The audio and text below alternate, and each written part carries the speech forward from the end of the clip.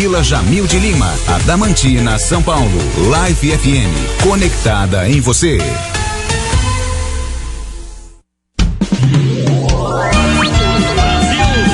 Começa agora o programa A Bola Rola e a história não para. A apresentação, Eduardo Fonseca. Apoio cultural, Bersanete Corretora de Seguros, Rua Oswaldo Cruz 46, Centro Adamantina. Fone 3521-2229, celular 99794-1067. E Academia Rock Your Life, Rua Fioravante Expósito 195, fone 99700-7172.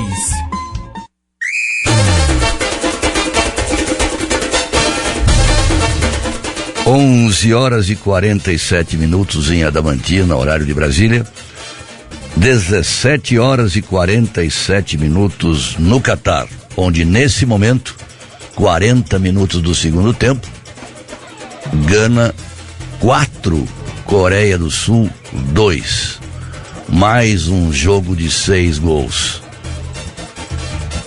Eu acho que o gol foi anulado, pera um pouquinho. Terminando o jogo, ainda não acabou. Gana 3, Coreia do Sul 2. E de manhã um jogo de 6 gols. Sérvia 3, Camarões 3, Grupo do Brasil. Mas vamos lá, porque a bola rola e a história não para. Tivemos um final de semana cheio de jogos, de espetáculos, de gols. No sábado, por exemplo, a ressurreição de los hermanos argentinos, graças a um petardo de Lionel Messi e a um golaço de Enzo, um meio-campista do Benfica.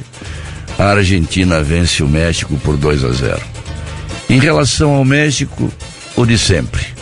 A frase do jornal Azteca no dia seguinte: jogamos como nunca, perdemos como sempre. É assim na mexicana, na Copa. A Argentina não jogou bem, não jogou o futebol que a gente sabe que pode jogar com Messi, Di Maria, Lautaro Martínez e tantos outros craques. Mas lutou, suou a camisa alviazul e venceu, graças a um gol de fora da área de Messi, coisa rara nessa Copa do Mundo. Poucos jogadores estão arriscando de fora. E é um gol de Enzo no final, um golaço, candidato também a um dos gols mais bonitos da Copa. Com isso, a Argentina fica viva, vai enfrentar a Polônia, que é líder do grupo com 4 pontos.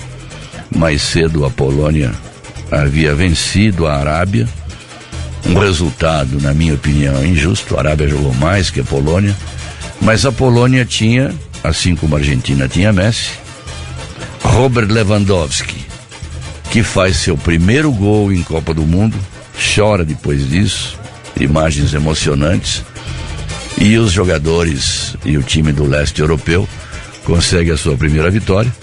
Na primeira partida haviam empatado com a Tunísia, e a Polônia então faz 4 pontos e se torna líder do grupo. A Argentina com 3, e assim como a Austrália, que venceu a Tunísia por 1-0 na partida matinal.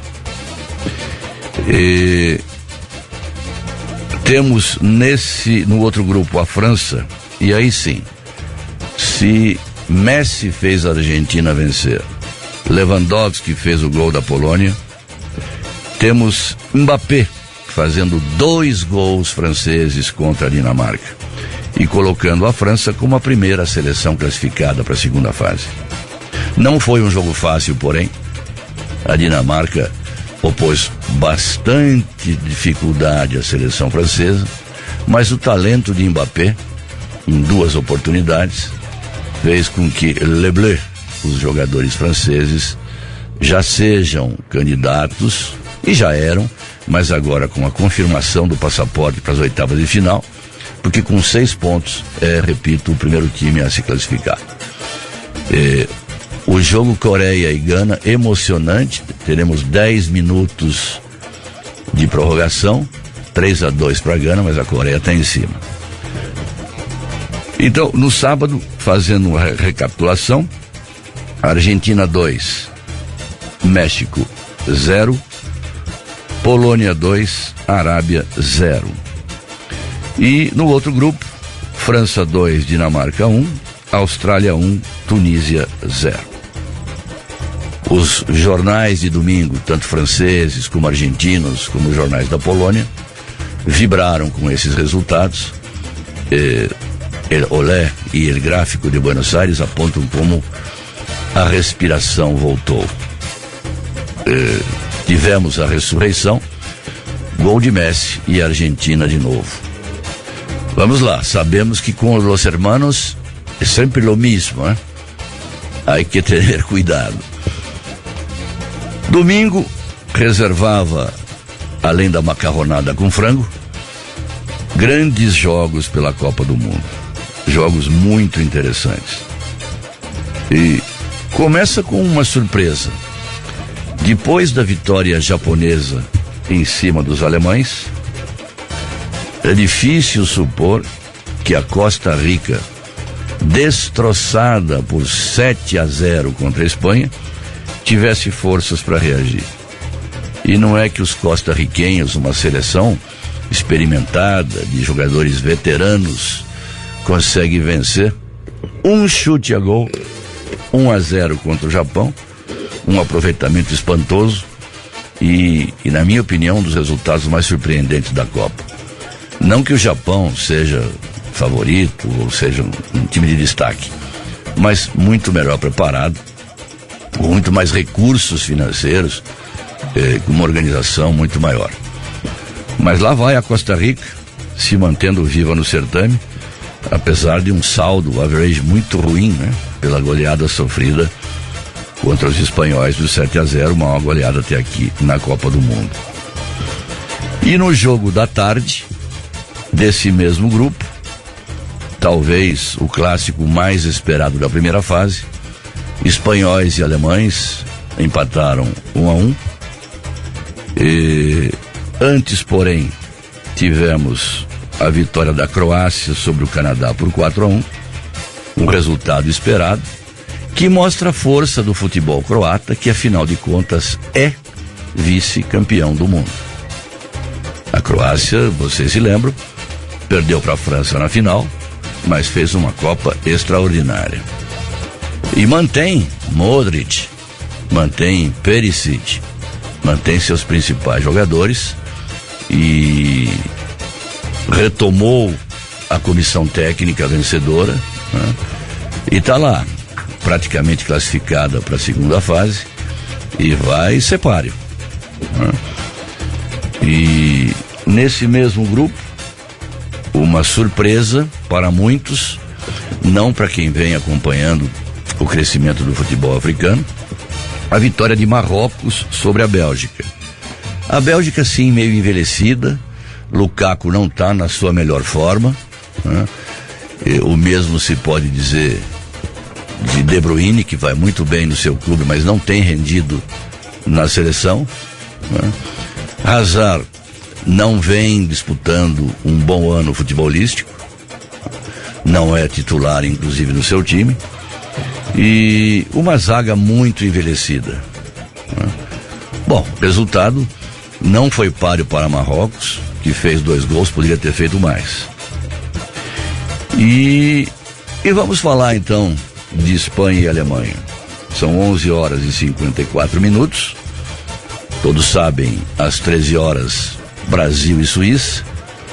E o que será tema, inclusive, hoje do Jornal da Meio-Dia, a Lúcia Prado está lá no Buracão, está lá no Parque dos Pioneiros, no telão que foi montado pela Prefeitura para a cobertura, a transmissão desse jogo que certamente atrairá muitos adamantinenses ao local.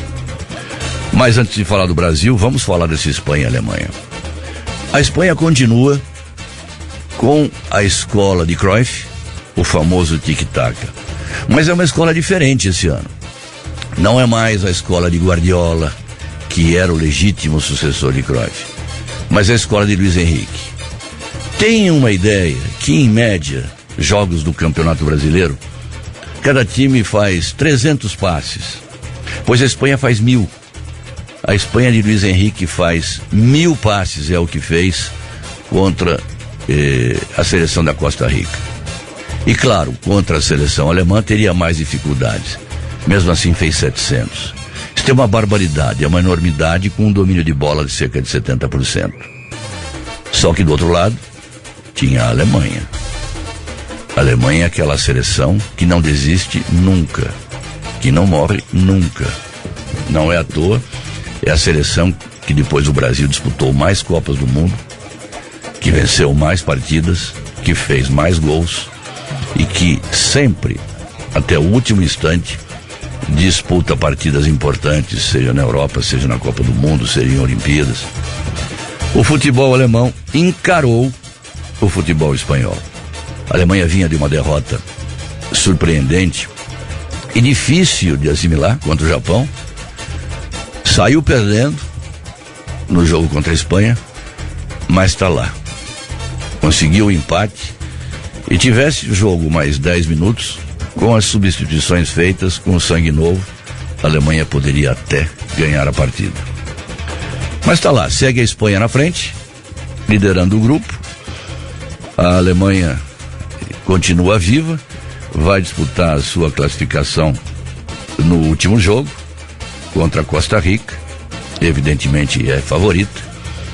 E é isso que temos, ou que tínhamos, a dizer aos ouvintes sobre o final de semana da 22ª edição da Copa do Mundo.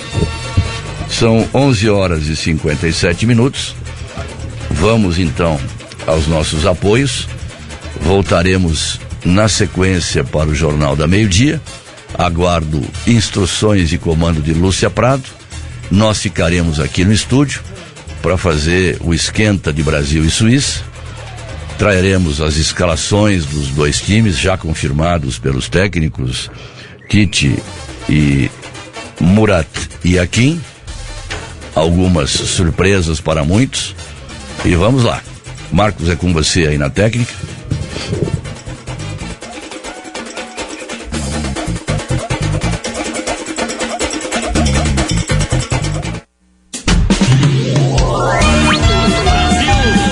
O programa Bola Rola e a História Não Para, com a apresentação de Eduardo Fonseca, volta amanhã às 11h30 na Light FM no 107,9 e nas plataformas Facebook e YouTube. Apoio Cultural Bersanet Corretora de Seguros, Rua Oswaldo Cruz 46, Centro Adamantina. Fone 3521-2229, celular 99794-1067. E Academia Rock Your Life, Rua Fioravante Expósito 195, fone 99700-7172.